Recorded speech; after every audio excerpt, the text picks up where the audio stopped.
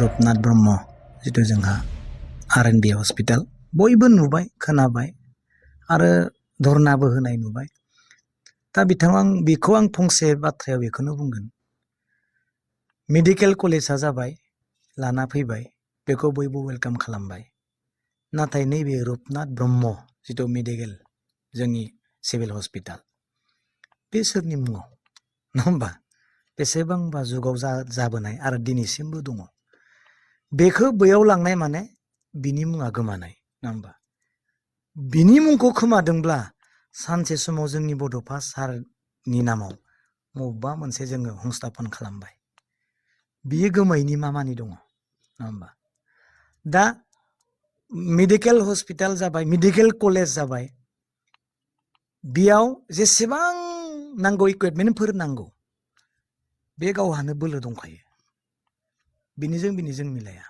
बेमारिखौ बेयाव रिफार खालामनायनि खोथाया आलादा, नाथाय बिनि जेसेबां जगार पाति, बेसेबां एक्सरेनि माबाफोर दङ, आइजें आइलाफोर दङ, इकुइपमेन्टफोर दङ, बेयावनो थानांगौ।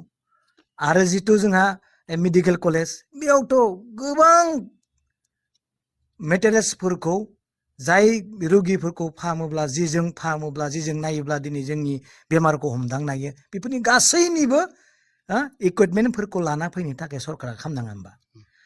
बिनि थाखानायखौसो जुदि जों बेयाव थांनानै दिन्थिहैनो नागिरबोला रायजोआ बोरै गनायनो? मोनसे लाबोबाय, मोनसेया जोबलांबाय, बिदि नङा। हायोबा आरो डाबल मेडिकेल कलेजनिख्रुइ आरो हायोबा बेसेबां गोजौआव दङ बेखौसो लाना फै होननानै आं बुंगोन। बड'लेण्ड इउनिभारसिटि दङ होमबा? बड'लेण्ड इउनिभारसिटिनि गोजौआव मा दं? सेन्ट्रेल इउनिभारसिटि नङा होमबा? बेखौ लाना फै, आं बेखौनो बुंबाय थादों।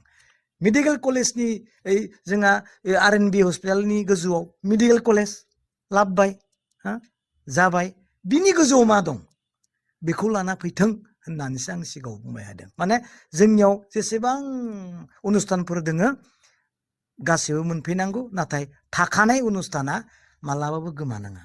बेथ' R&B बिनि सोदोबखौथ' मिथिखायो माथो, बियो मा मुंजों लिरजानाय, सोरनि सम्पति मिथिखायो, बेखौ खोमा नागिरनाय माने मा? बेफोरखौथ' आरो बुंनांगौ माबा गैया नङा होमबा?